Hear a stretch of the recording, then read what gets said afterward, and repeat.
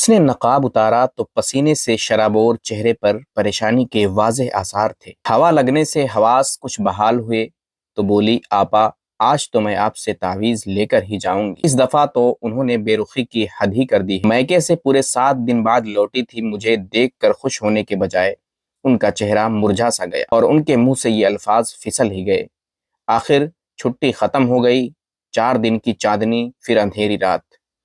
آپا نے زندگی کی 35 سے زیادہ بہاریں دیکھ لینے والی نیک پروین کی طرف دیکھا، کچھ لمحے توقف کیا اور پھر سوچتے ہوئے کہا، اچھا تم ہر دفعہ ضد کرتی ہو کہ تمہیں تعویذ دوں، اور میں ہر دفعہ کہتی ہوں کہ کچھ عملی ترکیب لڑاؤ اور اپنے شوہر کا دل جیتنے کی کوشش کرو، لیکن آج میں تمہیں تعویذ دوں گی، ضرور دوں گی، مگر ایک شرط پر۔ وہ فوراً بولی، مجھے آپ کی ہر شرط منظور ہے۔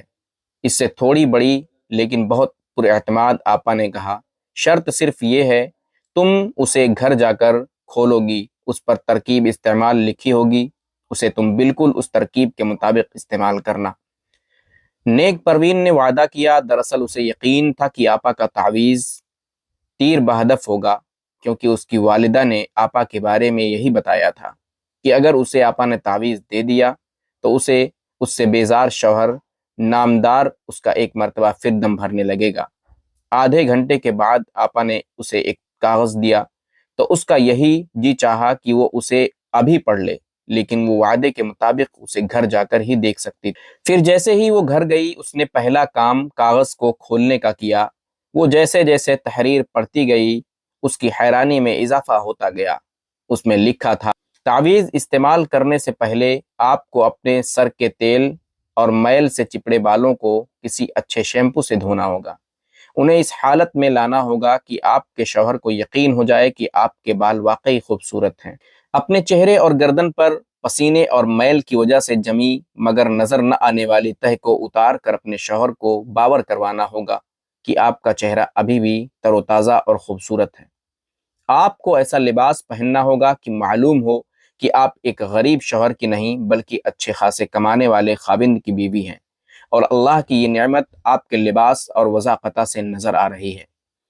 آپ کو اپنے جسم پر چڑھی فالتو چربی اور ڈھول بنے پیٹ کی ہوا کم از کم اتنی ضرور نکالنی ہوگی کہ جب آپ کھڑی ہوں تو آپ کو اپنے پاؤں نظر آ سکیں۔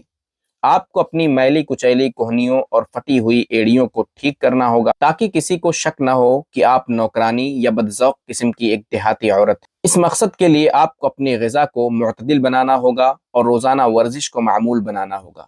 اس کے بعد وہ تعویذ کو کھول رہی تھی جس کی ترکیب استعمال اس نے پڑھی تھی۔ کاغذ کے ٹکڑے پر تعویذ کی عبارت اس کے لیے پھر حیرت کے مزید دروازے کھول رہے تھے۔ یہ کوئی جنتر منتر کے الفاظ نہیں تھے بلکہ سادہ زبان میں واضح طور پر لکھا تھا، ترکیب پر عمل کرنے کے کم از کم 6 ماہ بعد اپنے شوہر کے سامنے جائیے اور کہیے، کیا میں وہ نہیں ہوں جسے آپ نے پسند کر کے شادی کی تھی؟ کیا ہوا جو میں بچوں کو سنبھالنے اور ساس سسر کی خدمت میں زیادہ مصروف ہو کر یہ بھول گئی تھی کہ آپ نے تو ایک خوبصورت لڑکی پسند کی تھی، میلی کچیلی پرانی وضع قطع کی عورت نہیں۔ میں آپ کو مرد کے بجائے ایک فرشتہ سمجھنے کی غلطی پر معافی چاہتی ہوں۔ نیک پروین تعویذ کو پڑھ کر اپنے آپ کو پل صراط پر کھڑی محسوس کر رہی تھی۔